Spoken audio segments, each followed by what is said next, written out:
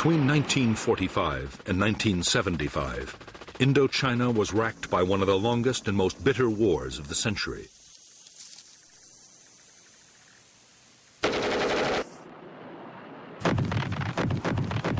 The battle for Vietnam drew in millions of soldiers, Vietnamese, French, American, Australian, Korean, and British, and profoundly affected the lives of vast numbers of civilians.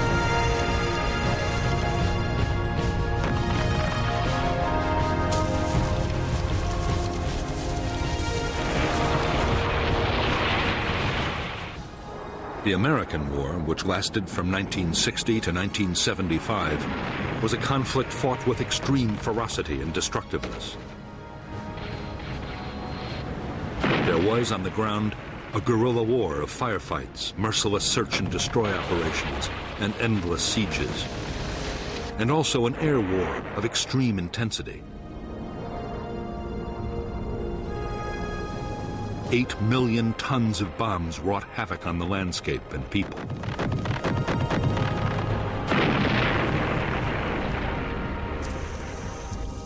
The war that cost 1.3 million lives, including 58,000 American dead, was about much more than the fate of one small country. 20 years before the first American combat soldier set foot in Vietnam, the seeds for America's war had been sown.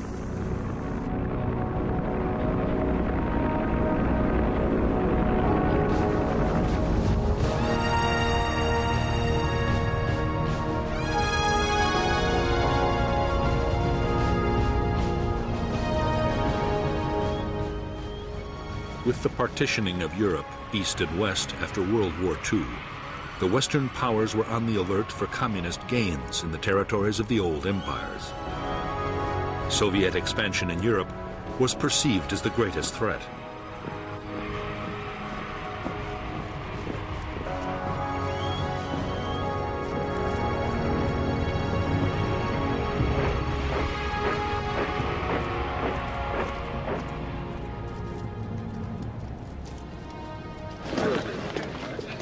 In October 1949, Mao Zedong proclaimed the People's Republic of China. The battle lines of the Cold War were now clearly drawn.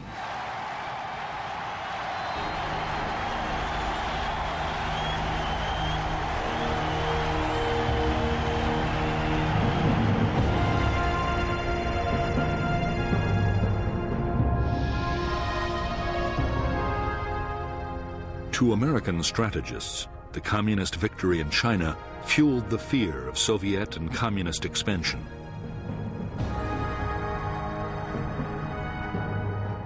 At stake, they believed, were economic interests throughout Asia and the Pacific, and U.S. communication and trade links to the Indian Ocean. President Eisenhower believed that one Asian country falling to communism would bring down its neighbors in a domino effect. Soviet and Chinese power would advance southwards until even the Australian continent was threatened.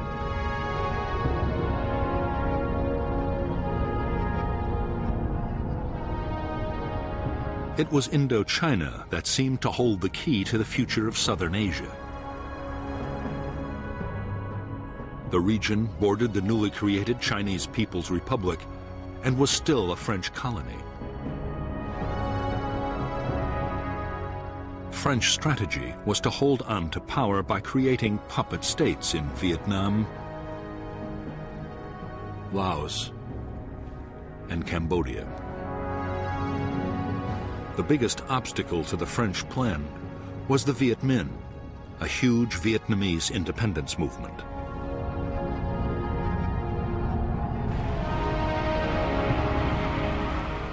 In September 1945, under the leadership of Ho Chi Minh, the Vietnamese League for Independence, known as the Viet Minh, took Hanoi from the Japanese occupying forces and declared independence for the Democratic Republic of Vietnam.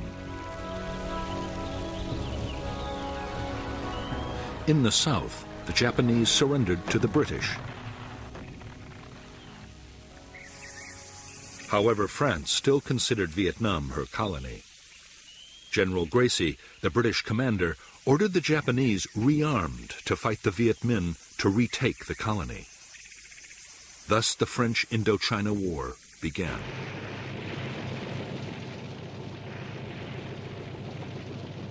In the war between the French and the Viet Minh, the United States had until recently stayed strictly neutral.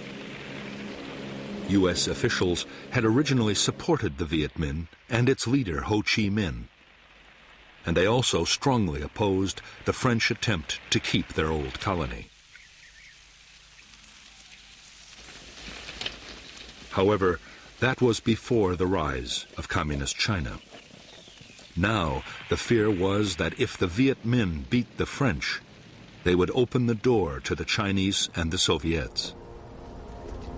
Cold War politics had come to Vietnam.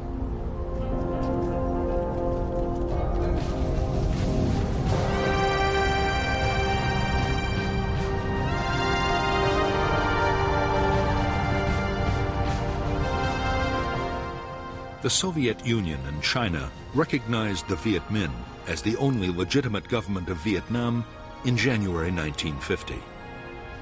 Already China was giving Ho Chi Minh arms, ammunition, and training bases.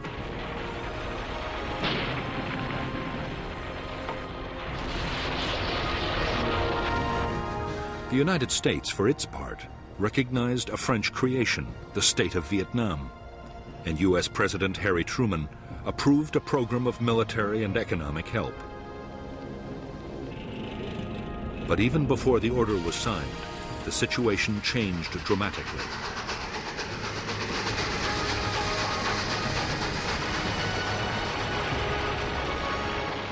In June 1950, war broke out in Korea.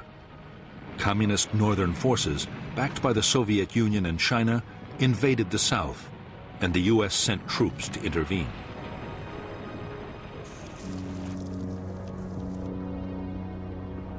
By October, American units were locked in combat with Chinese divisions on the Korean battlefield. Now, it seemed to the United States more important than ever to contain China on every possible front. That meant a massive increase in backing for the French in Vietnam.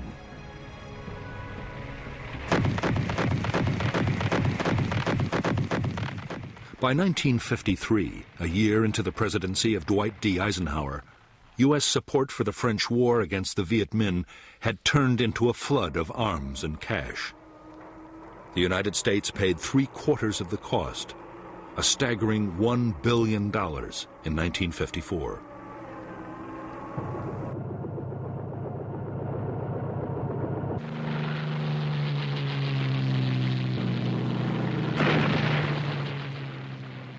The problem was that even with colossal American aid, the French were failing to beat the Viet Minh.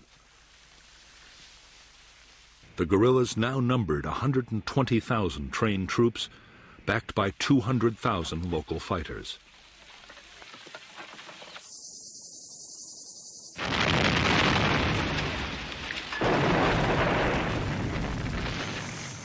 As French casualties passed 50,000, in France, the public grew weary of the seemingly endless war.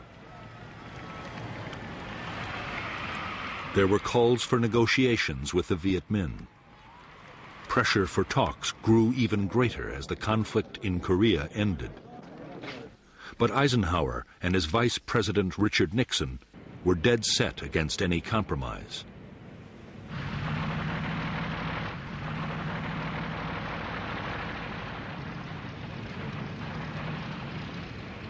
In spite of U.S. opposition, some kind of peace effort in Indochina looked inevitable. The hope was that the French might win a major battlefield victory and so strengthen their hand in any talks. The result was a plan for a big offensive in late 1953.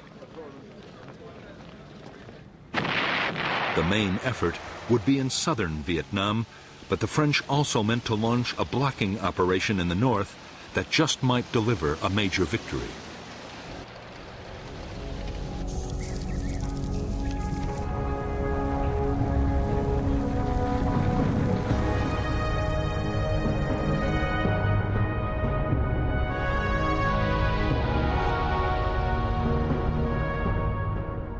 By now, vast tracts of French Indochina had fallen under Viet Minh control. In the northeast of Vietnam, the only French territory was an enclave around Hanoi. The insurgents' main military stronghold was in the Viet Bac, a mountainous region near the Chinese border. To the Viet Minh, already in control of vast areas of Laos, its royal capital, Luang Prabang, offered a tempting target, and the French were keenly aware of the danger.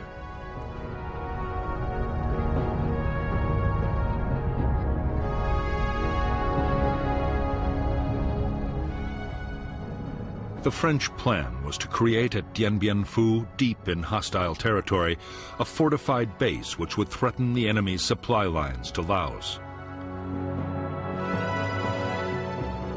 Just as important, the fort might act as bait, luring the Viet Minh to attack with their best troops.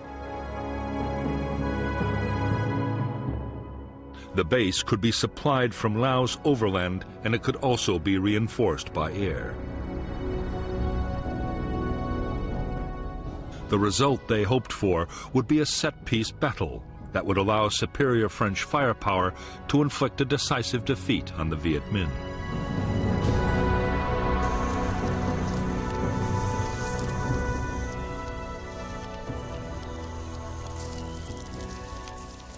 In late November 1953, the Viet Minh's 316th Division advanced towards Laos, just as the French had expected. On November 20th, 800 elite French paratroopers, including a battalion of the Foreign Legion, were dropped near Dien Bien Phu. The reaction of the Viet Minh was to march elements of 5 more divisions towards the French camp.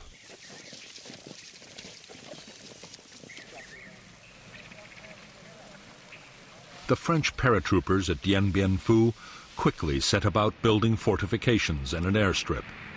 The idea was to mount offensive sweeps into the surrounding area, but soon the French were forced to think again.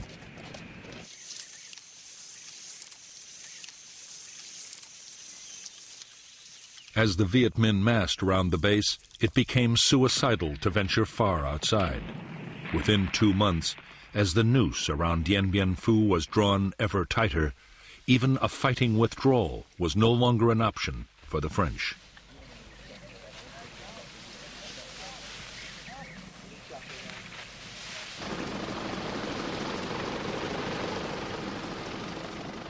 Even though his forces were now surrounded, the French commander, Colonel Christian de Castries, was completely confident.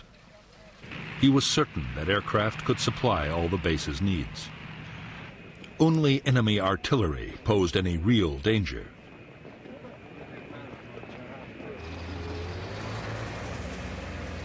Some Viet Minh guns had begun to fire on the base, but the French were sure that only a handful could have been deployed in such difficult hilly terrain.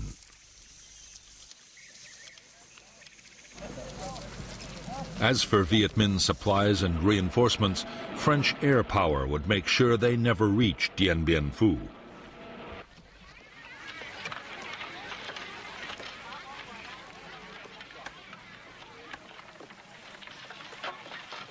Even though up to 100 French planes attacked Viet Minh supply routes every day, their efforts were having little effect. Too often, aircraft were grounded by the weather, and in any case, the Viet Minh were masters of camouflage and deployed huge numbers of anti-aircraft guns.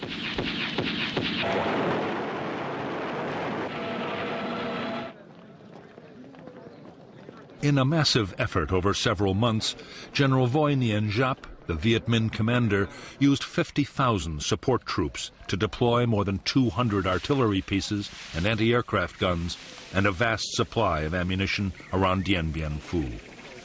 It was one of the most extraordinary feats of logistics in military history. To the 10,000 French now inside the base, the realization that they were surrounded by field guns and mortars and 4 deadly Soviet Katyusha rocket systems came as a dreadful shock.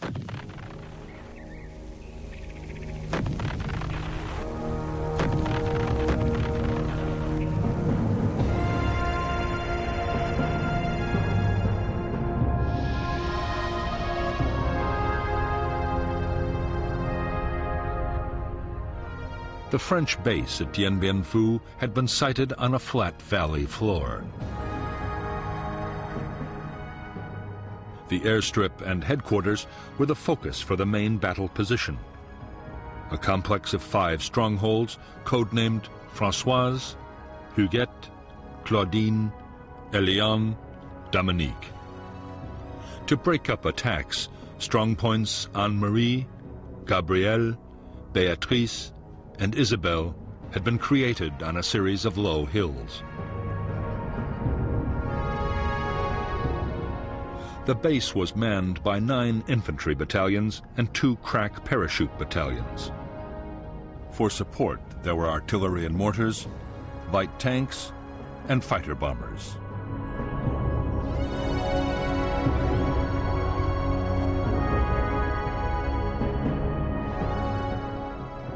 By early March 1954, 49,000 Viet Minh had deployed around Điện Biên Phủ. 3 infantry divisions and 2 independent regiments were supported by the field guns of the 351st Heavy Division on the hills to the east, and by heavy mortars on all sides. Anti-aircraft guns were secretly placed to cover the air routes in and out of the valley.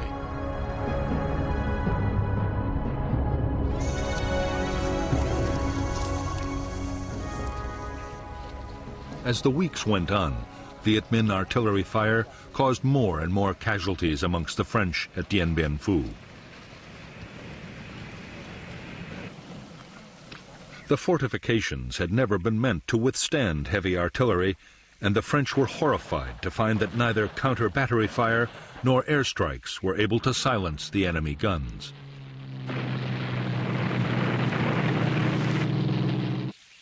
They were too well dug in to hillside caves and bunkers, and too well camouflaged.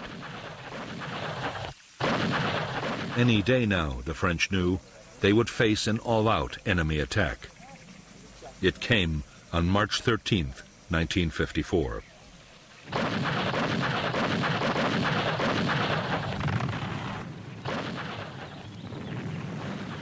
The Viet Minh assault began with a massive artillery bombardment.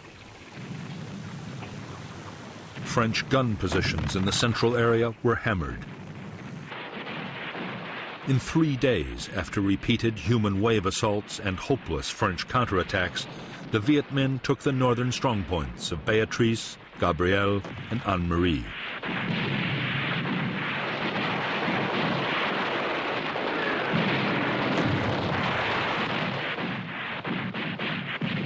The loss of their northern outposts cost the French 1,500 men.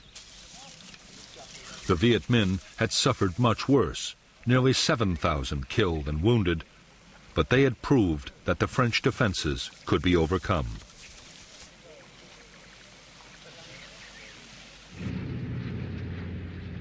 They had also closed down the base's main airfield for good. The French would now have to depend on parachute drops for supply and reinforcement.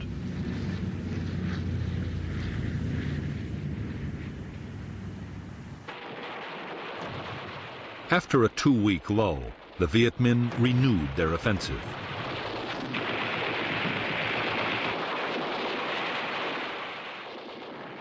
The battle raged for a fortnight, with the French contesting every foot of ground. In the end, shocking Viet Minh casualties forced General Giap to pause. Meanwhile, the French situation was getting desperate. Ammunition and food was short, and 3,000 wounded were trapped inside the base in appalling conditions.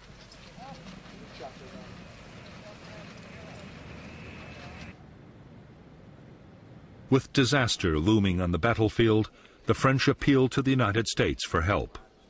There was a plan to use American bombers and even to drop 4 nuclear weapons, which was codenamed Operation Vulture. But Eisenhower ruled out any American military intervention unless other allies took part. None agreed to help. The French at Điện Biên Phủ were to be left to their fate.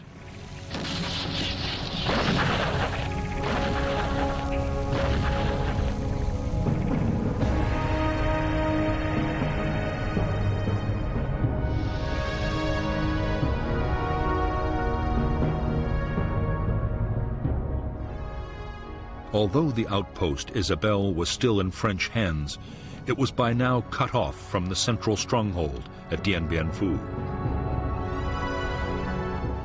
Besieged by the Viet Minh 304th Division, Isabelle was under heavy artillery fire. Incredibly, although attacked time and time again, the post would hold out until the very end of the battle.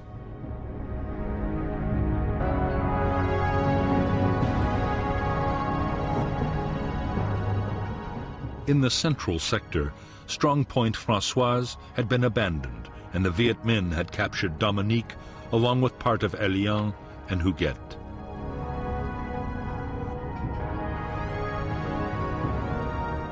However, there were two new strongpoints, Sparrowhawk and Juno.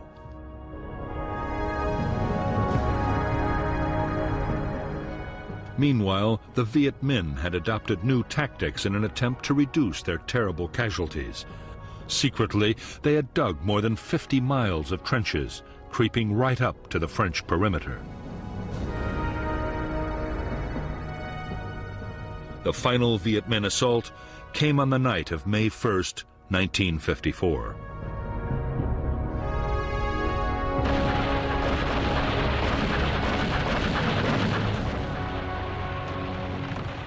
After a massive barrage, the Viet Minh infantry hit the remaining bunkers of Huguet and Elian. In spite of fierce French resistance, positions fell one by one until, on the evening of the sixth day, a huge mine demolished part of Elian and its last bunkers were overrun.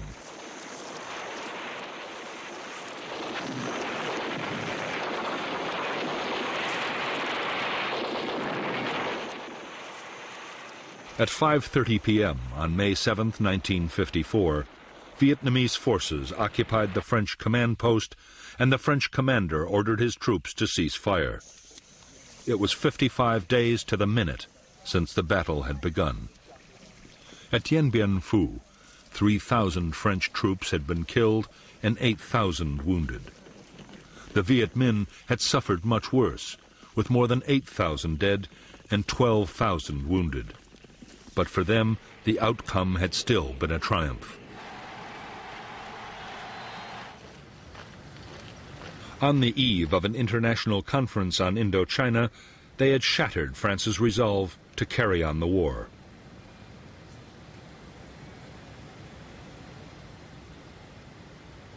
The Viet Minh expected that the negotiations at Geneva would open the way for full Vietnamese independence and a major role for them in running the new country. In fact, the Viet Minh negotiators faced bitter disappointment.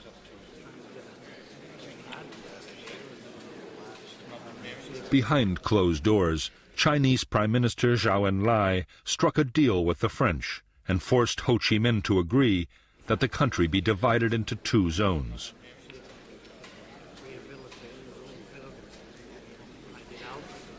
There was to be a ceasefire, but there would be no immediate decision about who was to control Vietnam until elections settled the future.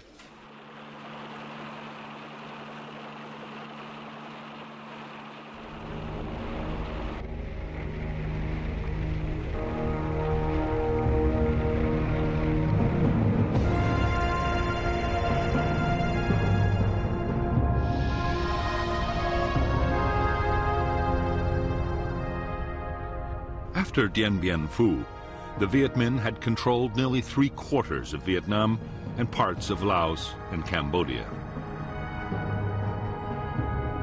At the peace conference, Laos and Cambodia were confirmed as independent states, but Vietnam was divided at the 17th parallel. The Viet Minh were given control of the northern part, the Democratic Republic of Vietnam, with its capital in Hanoi. In the south, the state of Vietnam was to be run from Saigon. A demilitarized zone was established between the two regions. By agreement, 190,000 French-led troops would be withdrawn from North to South Vietnam. 80,000 Viet Minh troops in the south, mostly Southerners, would go to the north.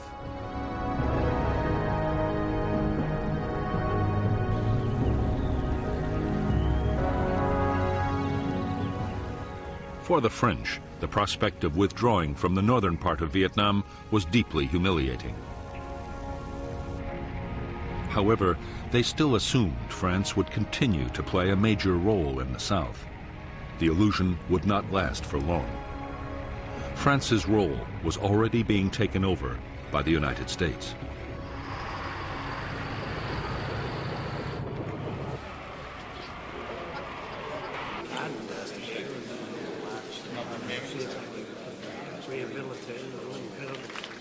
On September 8, 1954, at a conference in the Philippines, the U.S. sponsored the creation of the Southeast Asia Treaty Organization, which would soon include South Vietnam.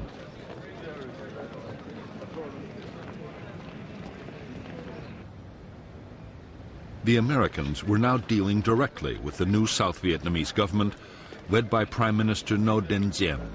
They had begun to bypass the French completely.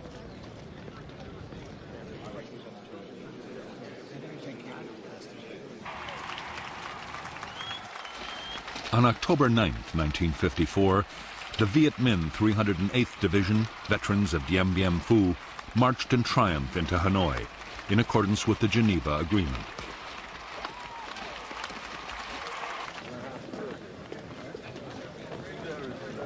At the same time, the last French troops in the north prepared to leave. With them went 850,000 refugees, encouraged by a CIA black propaganda campaign and fearing for their future under Viet Minh rule.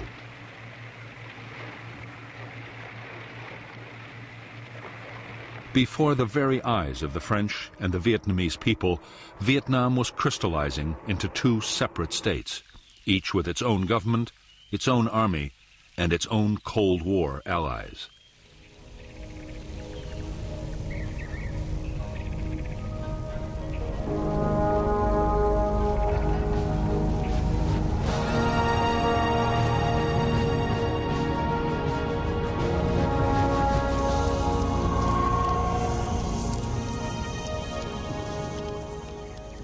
For Ho Chi Minh, the North Vietnamese president, the years following the Geneva Agreement were bitterly disappointing. Ho was adored by millions of Vietnamese, North and South, as the man who'd driven out the French. But he had only won half a victory. South Vietnam, backed by the United States, refused to hold the elections that had been agreed at Geneva, the elections Ho had counted on, in which the U.S. knew he would win, to reunify the country. Everything pointed to the fact that the division of Vietnam would be permanent.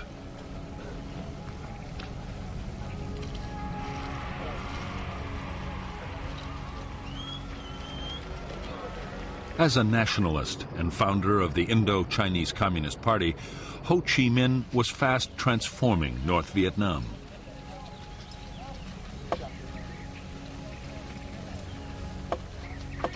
The party took control of almost every sphere of life. The reconstruction of the war-ravaged economy was pushed ahead at incredible speed.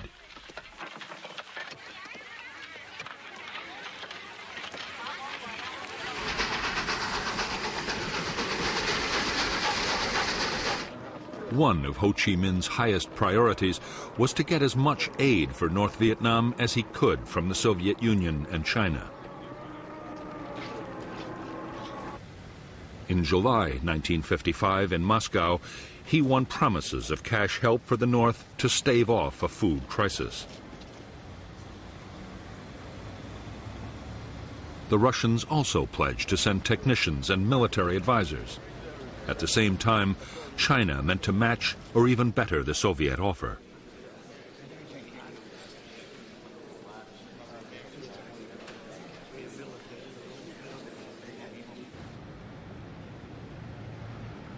Although Ho Chi Minh's greatest ambition was to reunify North and South Vietnam, so far he had urged his followers to be patient. He had refused to back guerrilla warfare against the South. Both China and the Soviet Union were also insisting on caution. But by 1958, pressure to back an armed campaign was mounting.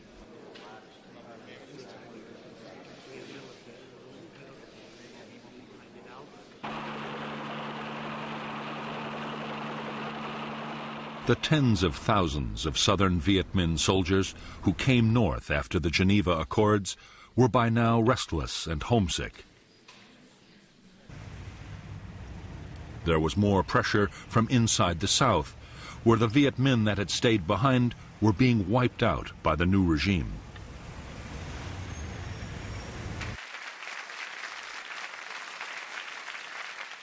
In the northern government, an increasingly powerful faction of Southerners, led by Lê Duan, the Communist Party General Secretary, was also arguing for strong measures.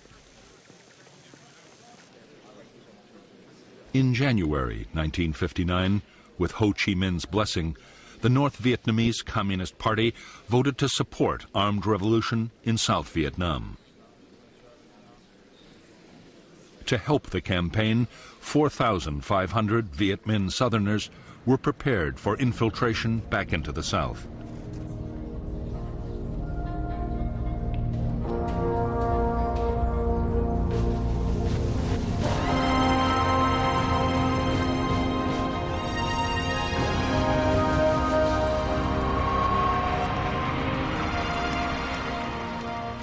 By 1957, 2 years after taking power in South Vietnam, Ngo Dinh Diem had impressed the United States. He had used the army forcibly against gangsters and armed religious groups. It had looked for a while as if President Diem could create a viable non-communist state in South Vietnam and win the support of the southern people.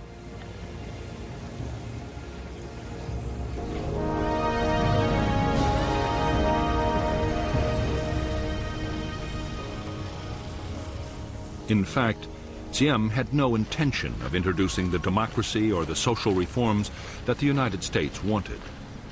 He unleashed a savage campaign against his political opponents, using the army and police to make mass arrests.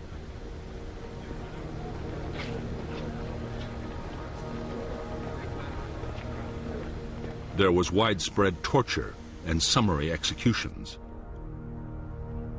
At the same time, Diem's own family built up enormous wealth and power, while most of the South Vietnamese continued to live in dire poverty.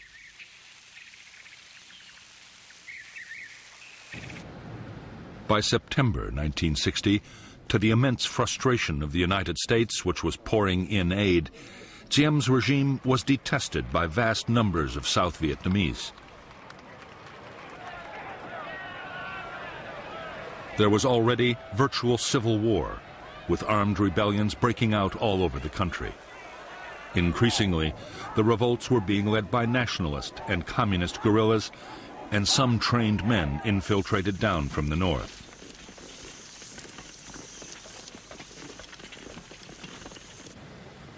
Over 12 months, 1,400 local government officials and civilians were killed, and a further 700 kidnapped.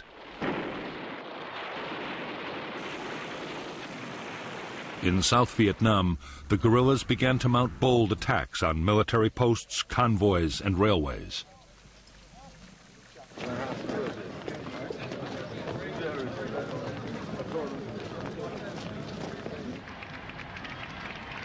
As events in South Vietnam spiraled towards chaos, in January 1961, John F. Kennedy took office as the 35th President of the United States. Almost at once, Kennedy faced a series of Cold War crises. Soviet Premier Nikita Khrushchev was preparing to resume atmospheric testing of atomic weapons. Khrushchev also promised to increase Russian support for communism around the world.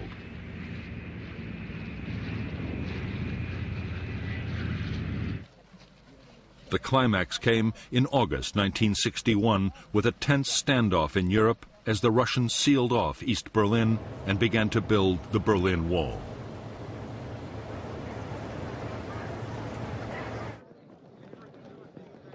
Kennedy's reaction to the sense of mounting threat was to order a massive strengthening of American defenses.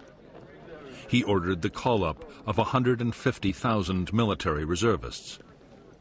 A program was launched to build public nuclear fallout shelters right across the United States.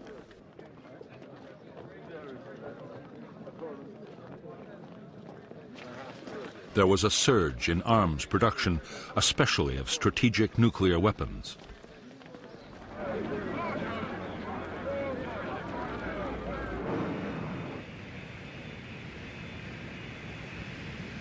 With so many immediate crises demanding the attention of the president, Vietnam was far down the White House agenda. All the same, concern was growing. The South Vietnamese guerrillas were now 17,000 strong. In September 1961, there were 450 attacks, some involving hundreds of guerrillas at a time.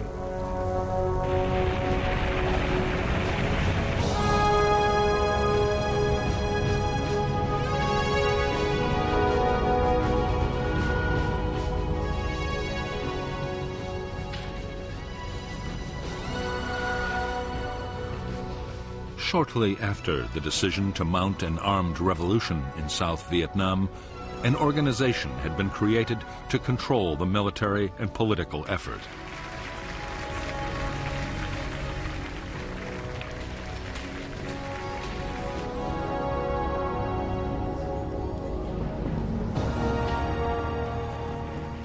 This organization, the National Liberation Front, represented a wide range of political, ethnic, and religious groups.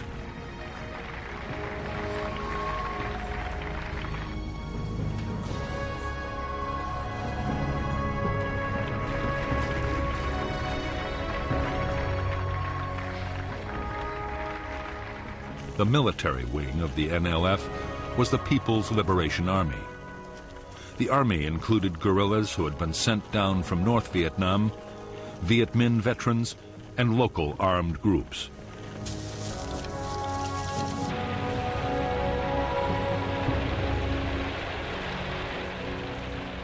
The main purpose of the force was to support the political battle, and the civilian leaders of the front kept tight control. President Diem christened them the Viet Cong, the Vietnamese Communists, and the name stuck. The Viet Cong meant to follow the same kind of political and military strategy that had won the war against the French. Politics, diplomacy, and violence would be carefully coordinated so each always worked with the others. For the time being, military activity would take second place to the political effort. Many hoped that a full-scale war would never be necessary. Others, particularly those closely connected with the North, saw a military campaign as the key to victory and expected it to pass through 3 critical stages.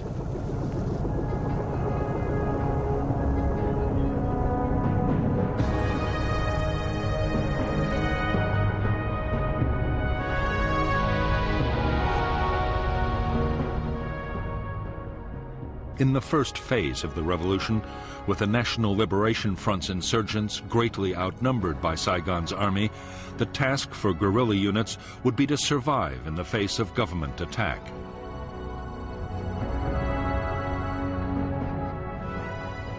Safe base areas would be created as defensive sanctuaries and as springboards for small-scale guerrilla attacks. In the second phase, the insurgents would deploy larger units and would seek out bigger battles. The opposing forces would be more evenly balanced, and under relentless pressure, the enemy would become defensive and static.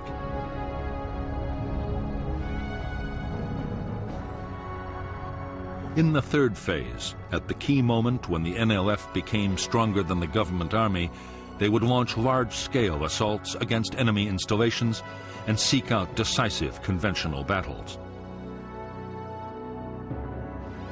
This phase, the general offensive, combined with uprisings in the cities and towns, would bring the downfall of the Saigon regime and the reunification of Vietnam.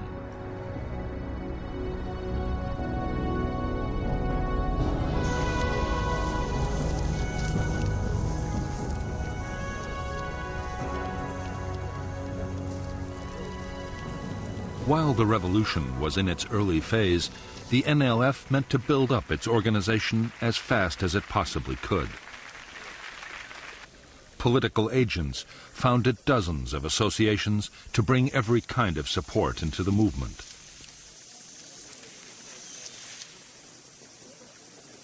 There were associations for women, farmers, students, and workers. In less than 2 years, the front claimed 300,000 members.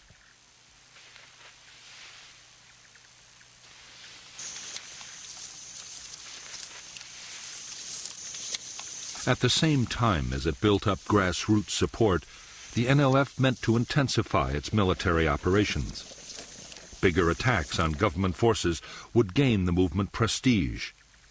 Meanwhile, intensive training and preparation by North Vietnamese officers would forge the Viet Cong into an efficient and formidable fighting machine.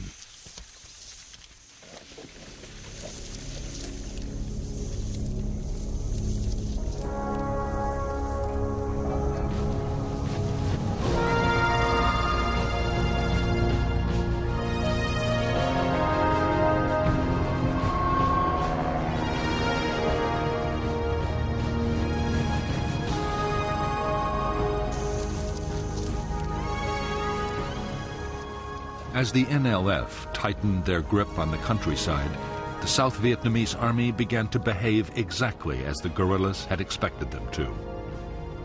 They grew increasingly defensive, staying in fortified posts and never venturing out after dark. Battles only happened when the guerrillas chose, and the army suffered a steady drain of casualties.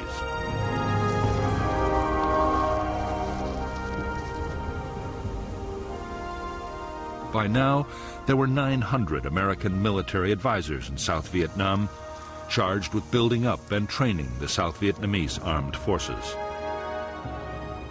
They were appalled by the Army's dismal performance against the guerrillas, but saw no reason why the South Vietnamese shouldn't be able to cope. What they wanted was a much more aggressive approach.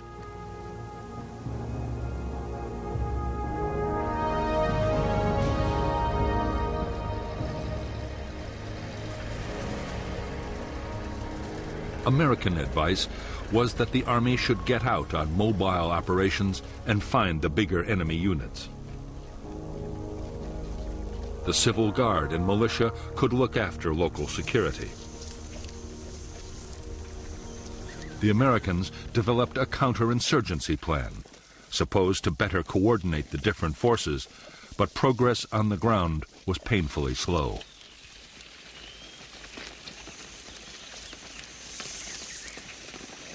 While the handful of American personnel struggled to improve the situation inside South Vietnam, in Washington, military planners worried about the external threat. The fear was that North Vietnam or even China might take advantage of the South's weakness.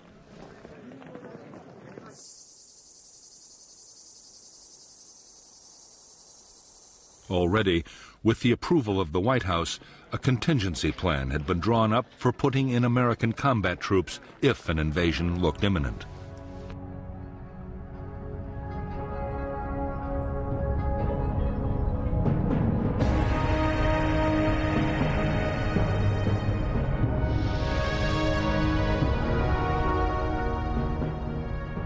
If North Vietnam or China looked likely to invade the South, the American contingency plan, Op Plan 32, called for rapid deployments. A Marine Expeditionary Force would be based at Da Nang, an Army division near Saigon, and another near Pleiku. Another division might be sent to bolster Thailand. If the invasion actually happened, U.S. forces would be increased by another 3 divisions.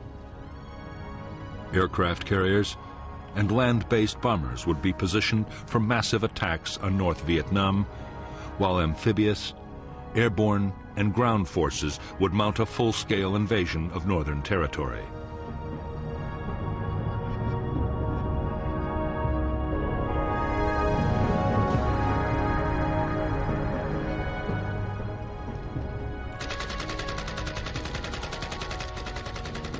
By now, the guerrilla war in South Vietnam looked so dangerous that American military planners believed the country might collapse even without a northern invasion. The Joint Chiefs of Staff, the President's military advisors, argued that the best option was to implement Op Plan 32 anyway and put 3 divisions into South Vietnam. The first 20,000 men would show the United States was serious. They believed the rest, up to 70,000 troops, would be enough to clean up the guerrilla threat altogether.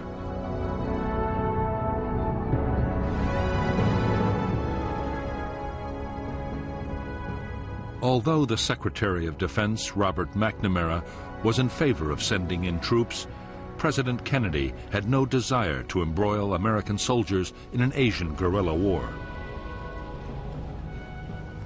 But neither could the president afford accusations that he was soft on communism. In November 1961, Kennedy approved a compromise plan drawn up between McNamara and the Secretary of State, Dean Rusk.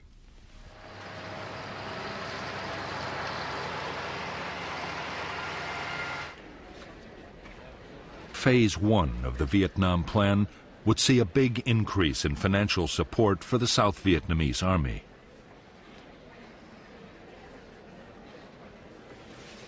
The number of American military advisors in Vietnam would be raised to over 3,000. More American equipment would be sent, including helicopters, 300 pilots to fly them, and maintenance personnel. For the time being, the president put off a decision on the second phase, the possible deployment of American combat troops.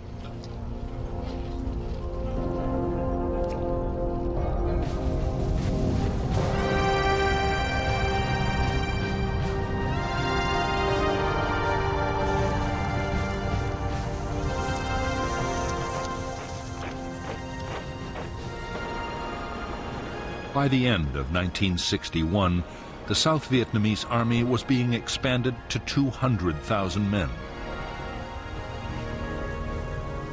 South Vietnam also had Marine units, a small air force flying American aircraft, and a Navy for coastal patrol. As well as the regular armed forces, there was the 68,000-man paramilitary Civil Guard and various local militia.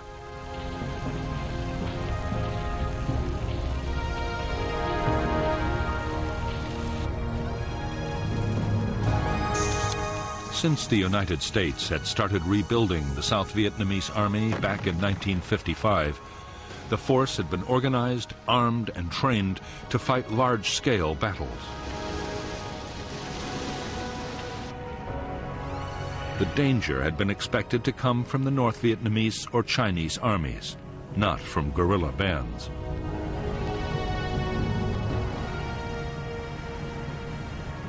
Commanders had been taught to mount big operations and to use massive firepower wherever they could. In fact, the South Vietnamese Army's entire structure and military doctrine had been copied wholesale from the United States Armed Forces.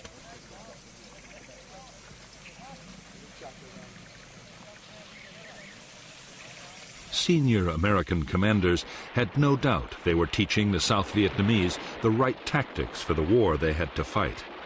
Their main worries were about leadership and morale. President Diem had appointed his generals for their political loyalty rather than their abilities, while junior officers' promotions depended on family connections. As for the men, they were sometimes so poorly supplied they had to steal food. Desertions were running at 400 a month.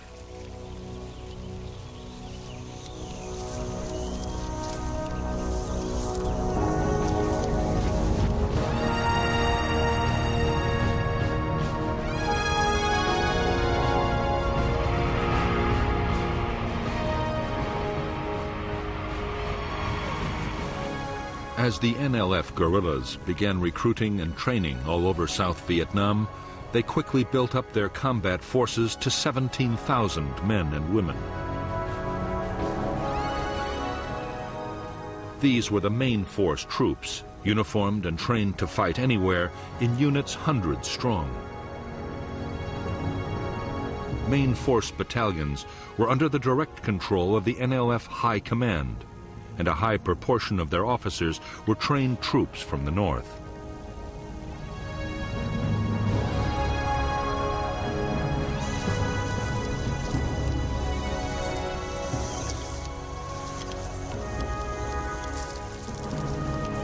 The NLF were also creating regional and local forces. Regional troops were controlled by district commanders. They were less well armed and trained than the main forces, but their scattered units could come together to create powerful formations whenever they were needed.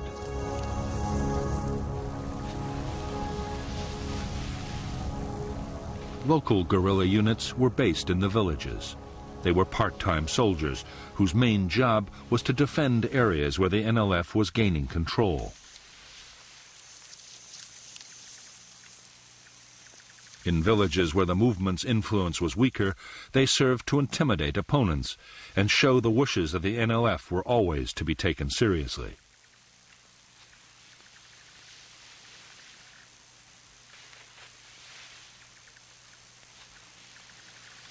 The vast majority of new recruits to the NLF were teenagers with no military experience. In the hamlets, they were organized by political officers into three-person cells. Long ago, the Chinese communists had found that three made for a group more tightly knit and loyal than any other number.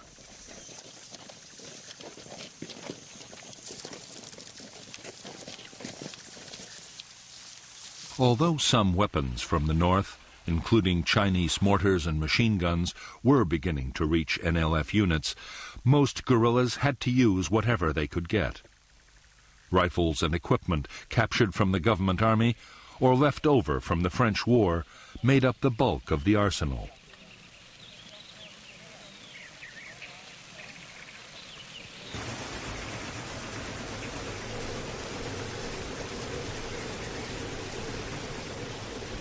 There were also secret factories making small arms and turning out grenades and mines in enormous numbers.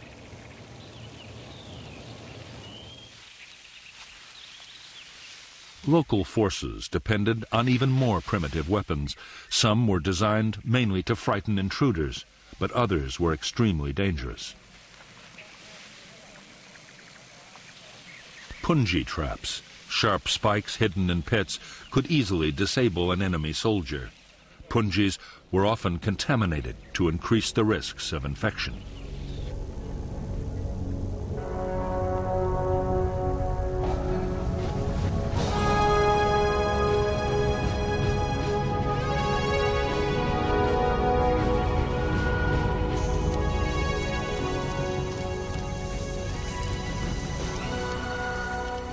By the end of 1961, the Saigon government was forced to admit it was faced with a full-scale war.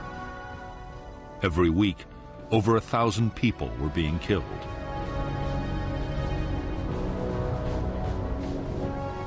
All over the country, the NLF were organizing whole districts along communist lines, controlling education, health, and agriculture.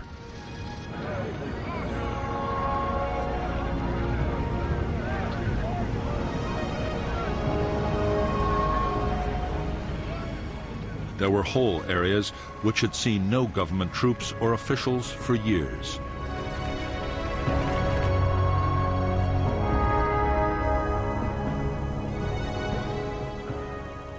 In spite of all the setbacks, American military advisors in South Vietnam were still confident the fight against the communists could be won.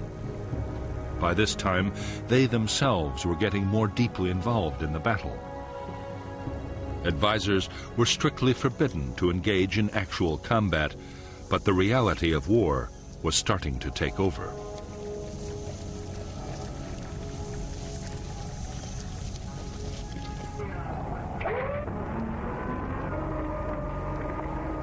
On December 11th, the helicopters promised by President Kennedy arrived at the Saigon docks.